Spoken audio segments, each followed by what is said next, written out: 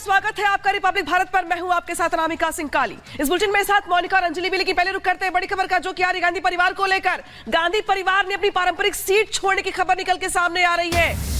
अमेठी रायबरेली को लेकर यह बड़ी खबर है, जहां पर दरअसल कहा यह जा रहा है सूत्रों के मुताबिक कि गांधी परिवार ने यहां पर जो सीट है अपनी पारंपरिक वो छोड़ दिया, यानी कि अमेठी और रायबरेली से गांधी परिवार का मोह भंग हो गया है। रायबरेली से लड़ने के लिए प्रियंका गांधी ने इनकार कर दिया, सूत्र ये बता रहे हैं। साथ ही साथ राहुल का अमेठी लौटने से इनकार। इसी के साथ साथ दरअसल ये माना जा रहा है कि कांग्रेस जिस तरीके से दोनों सीटें जो हाई प्रोफाइल सीटें हैं उत्तर प्रदेश की, जहां से कई बार सोनिया गांधी हो चाहे राहुल गांधी सांसद बनकर के संसद पहुंचे, उन दोनों सीटों को लेकर के यहां पे मोह भंग होने की खबर सामने आ रही है, जहां पर अभी तक प्रत्याशी के नाम का ऐलान नहीं किया गया है। और शायद यही वजह है कि अब दरअसल इस बात को लेकर आकलन किया जा रहा है कि क्या गांधी परिवार का मोह भंग हो गया इन दोनों सीटों से।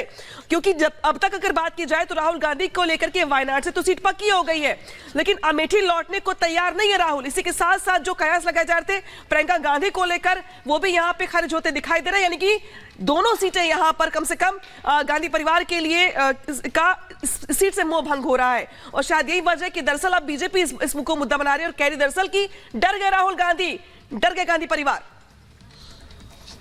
तो कांग्रेस का गढ़ रहा है अमेठी और रायबरेली, और एक ऐसा वक्त आप देखेंगे कि रायबरेली की बात कर लीजिए या अमेठी की बात कर लीजिए, गांधी परिवार का ही डंका बजा करता था। लेकिन वक्त के साथ यहां की तस्वीर बदलती गई और अब ये तस्वीर कुछ इस तरीके से बदली है कि राहुल गांधी हो या प्रियंका गांधी हो, सोनिया गांधी हो, गांधी परिवार का कोई सदस्य यहां से चुनाव लड़ना नहीं चाहता, अपनी पारंपरिक सीट छोड़ने को मजबूर हो गया है गांधी परिवार। अजय हमारे सहयोगी हमारे साथ जुड़ चुके हैं लखनऊ से, सीधे अजय का यहां पर रुक कर लेते हैं।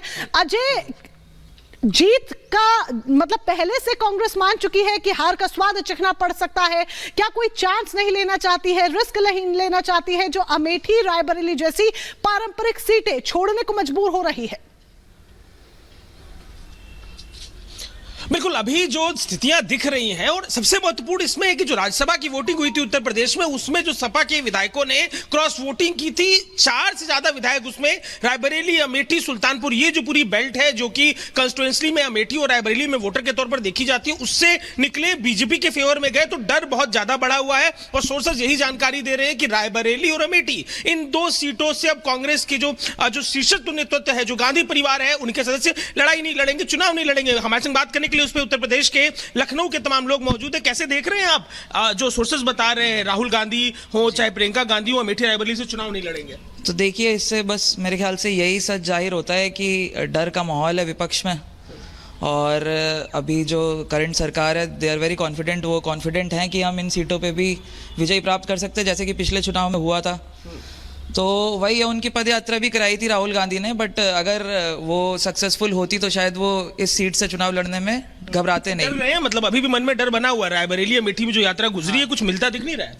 हाँ, मतलब सही बात है, क्योंकि रायबरेली और अमेठी दोनों कांग्रेस के बहुत पुराने गढ़ रहे हैं, और अगर वो इस सीट से पीछे हट रहे हैं तो जरूर डर का माहौल है। अगर वहां से पीछे हट रहे हैं तो यूपी में कुछ मिलेगा? आपको लग रहा है उनके लिए कुछ बचा है यूपी में? यूपी में कहीं नहीं 2-4 सीटें मिलेंगी, और फिर जाहिर सी बात है कि हर आदमी अपने फायदे के लिए राजनीति करता है। राहुल गांधी को लग रहा है यहाँ से फायदा नहीं हो रहा है मेरा, जहाँ से फायदा हो रहा है वहां लड़ेंगे। बीजेपी भी तो ऐसा करे, वो भी अपने फायदे। ये पीछे हट जाने से चुनाव में घाटा नहीं होगा? आप यूपी में इतना समय गुजारा यात्रा में, आपने जो कोर सीट है, जो पैतृक सीट है, जहाँ पे पूरा जनरेशनल हिस्ट्री है, उसे छोड़कर जा रहे हैं। अब ये अपने राजनीतिक फायदा है उनका, उनका नहीं कॉन्फिडेंस में आ रहा है कि हम यहाँ से नहीं निकाल पाएंगे, जहाँ निकल पाएंगे, जहाँ उनको उम्मीद है कि मैं जीत जाऊंगा, वहां से बाहर निकल के आ रहे। रायबरेली अमेठी नहीं तो यूपी में कहीं कुछ मिलेगा कांग्रेस को, लग रहा है आपको? यूपी में मुझे लग रहा है कि कांग्रेस को 2 से 3 सीटों से ज्यादा नहीं मिलेगी, और बीजेपी का पूरा हल्ला बोल रहेगा यूपी में। मेरा यही है कहना है इनका। लग रहा है कि डरे हुए हैं रायबरेली अमेठी से पीछे हटने का मतलब क्या है? शीर्षक नेतृत्व डरा? बिल्कुल बिल्कुल बिल्कुल डरे हुए हैं ये लोग, और यहाँ से पीछे हटने का साफ मतलब यही है कि ये लोग यहाँ पे पीछे मतलब डर रहे हैं काफी, तो बीजेपी का उसमें हल्ला बोल है काफी। हल्ला बोल की बात ये देखिए, आज जो तमाम लोग हैं, आम लोग भी इस बात को समझ रहे हैं, अपनी बात कह रहे हैं। जो कैडर है, जो फीडबैक सिस्टम है, ना केवल इसे कांग्रेस के तौर पर फीडबैक सामने आ रहा है अजय, बेहद ही महत्वपूर्ण है, और बहुत बहुत शुक्रिया आपका तमाम जानकारी के लिए।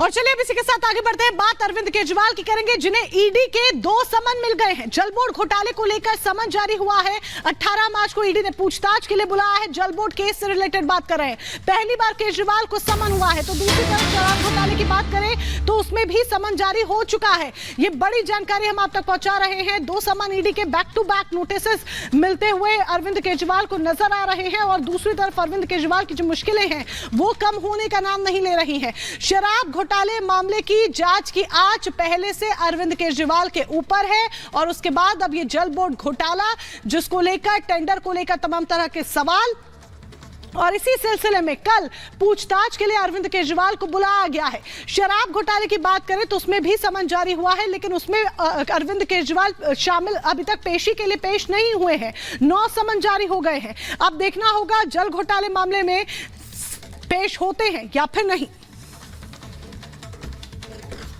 तो एक तरफ जल बोर्ड को लेकर समन भेजा गया है सीएम केजरीवाल को, तो दूसरी तरफ शराब घोटाले को लेकर भी सीएम केजरीवाल को एक नया समन जारी किया गया है, और अब कुल मिलाकर 9वां समन हो चुका है। 21 मार्च को सीएम केजरीवाल को पेश होने के लिए कहा गया है, लेकिन अब तक एक बार भी सीएम केजरीवाल पेश नहीं हुए हैं, बल्कि समन से हमेशा वो बचते रहे हैं।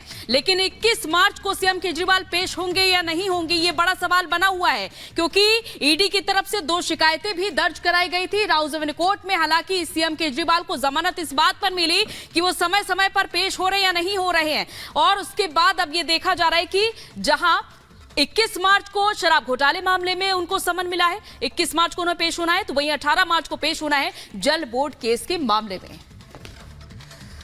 और अब इसी मुद्दे को लेकर बीजेपी ने आप पर तंज किया है और कहा दरअसल कि डर से भाग रहे हैं केजरीवाल। ये बड़ा बयान दिया गया है बासुरी स्वराज की ओर से, और उनकी ओर से कहा गया है दरअसल जिस तरीके से बार बार समन देने के बावजूद केजरीवाल ईडी के सामने पेश नहीं हो रहे हैं, तो तंज यहां पर यह किया गया कि सच से क्यों डर रहे केजरीवाल, ईडी से कब तक भागेंगे केजरीवाल। ये बीजेपी ने सवाल पूछा है, क्योंकि हर बार बहाना चुनाव प्रचार का, बहाना स्वास्थ्य का, बहाना ईडी की नीयत का, और बहुत सारे बहाने बनाकर के जो केजरीवाल अब तक बचते रहे हैं, उस पर बीजेपी ने सवाल खड़े किया और कहा है दरअसल कि ईडी से कब तक भागेंगे केजरीवाल। सुनिए क्या कुछ कहा गया।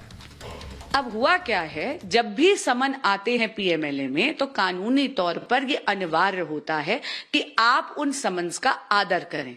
जब जब आप उन समन का निरादर करते हैं, तो सेक्शन 174 ऑफ द आईपीसी में आप एक नया अपराध कर रहे हैं। अरविंद केजरीवाल जी जो माननीय मुख्यमंत्री हैं दिल्ली के, उन्होंने 8 समन्स का निरादर करा है। ये जो याचिका ईडी ने फाइल करी है कोर्ट में, ये केवल इसके लिए है कि 174 आईपीसी में अपराध बन रहा है अरविंद केजरीवाल जी के खिलाफ। इस प्रोसीडिंग का कोई लेना देना नहीं है इस बात से कि ईडी का समन लीगल है या इल्लीगल है। तो अरविंद केजरीवाल लगातार बुरी तरह से फंसते हुए नजर आ रहे हैं। जांच की तलवार लगातार लटक रही है, चाहे वो जल बोर्ड केस ले लीजिए या फिर शराब घोटाला मामला ले लीजिए। अब शराब घोटाले मामले में 8 समन पहले ही भेजे जा चुके थे, अब 9वां समन भी अरविंद केजरीवाल को जारी हो चुका है और पेश होने के लिए 21 मार्च को कहा गया है। देखना होगा कि अरविंद केजरीवाल अब क्या रुख अपनाते हैं। रिपोर्ट देखें।